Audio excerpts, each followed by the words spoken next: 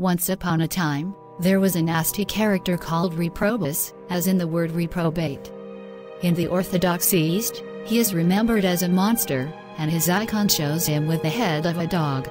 In the Catholic West, they say that he was a giant. And we all know that giants are only partly human, being the product of illicit sexual activity between angels of doubtful morality and human women. Reprobus was so nasty that he became an intimate friend and companion of the devil himself, and he served him because he believed Satan to be the most powerful king in the world. You are my master, I will serve you.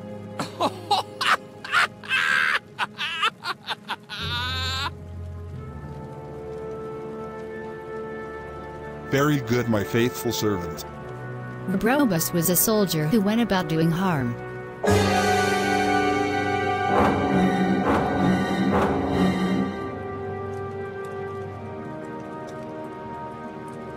One day, he was traveling with the devil when he came across a wayside cross. To his astonishment, the devil showed obvious signs of distress and fear.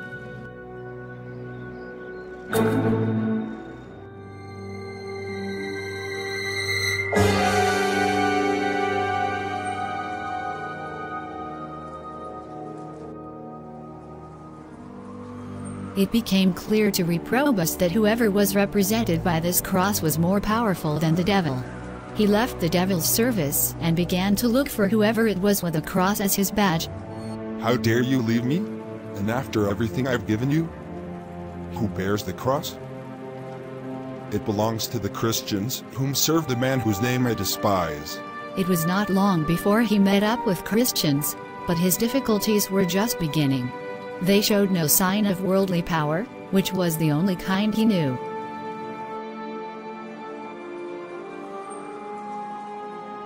They were being persecuted in many places and were very peaceful and humble wherever they were, putting themselves out for people in need, more ready to serve than to dominate, the very opposite to his own behavior.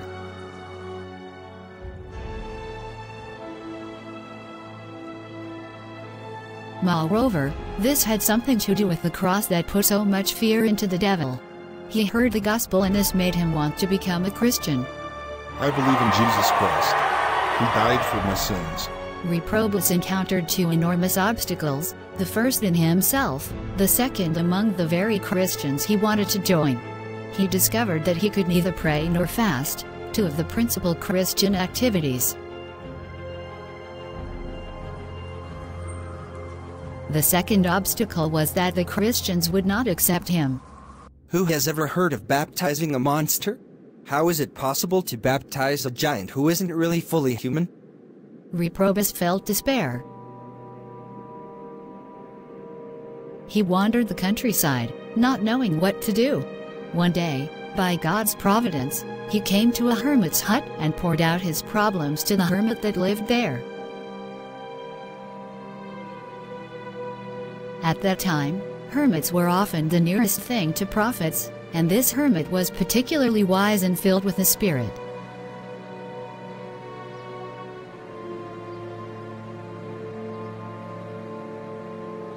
You tell me that you can neither pray nor fast, and that, because you are a monster, the church refuses to baptize you. If those doors are shut to you, you must enter through a door that is open. Anyone who wishes to visit the town must cross a river which is deep and dangerous, and many in bad weather have died trying to cross. You can serve the good Lord by living on its banks, helping people to cross, even carrying them on your shoulders if needs be. Perhaps Christ will accept this service instead of those you cannot accomplish at present. This is what Reprobus did. He built himself a little hut by the river and accepted the task of helping people to cross. Little by little, he became a welcome sight for the people, especially when the river was dangerous. They began not to notice so much that he was a monster.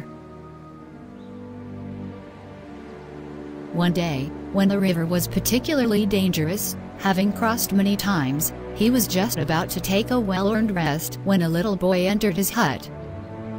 Would you please take me across? I am sorry I am late. The coldness of the water cried out to him not to go.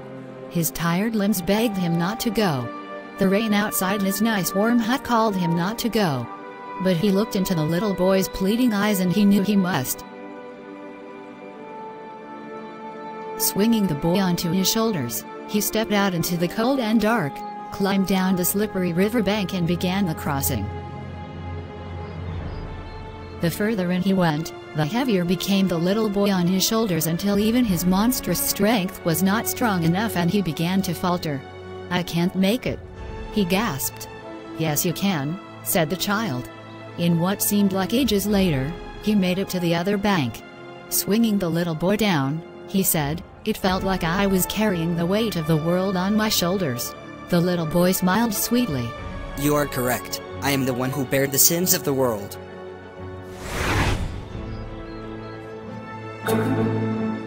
The little boy then revealed himself to be Christ, and he instructed Reprobus to go and tell the bishop. Tell him to baptize you with a new name. From now on, you shall be called Christopher, which is Christ-bearer. Christopher gained a reputation for holiness among Christians and was a cause of many conversions to the faith. He was later martyred for the same faith by decapitation. I have called this the true story of Saint Christopher not because it literally happened, but because it tells the truth, whether it actually happened or not.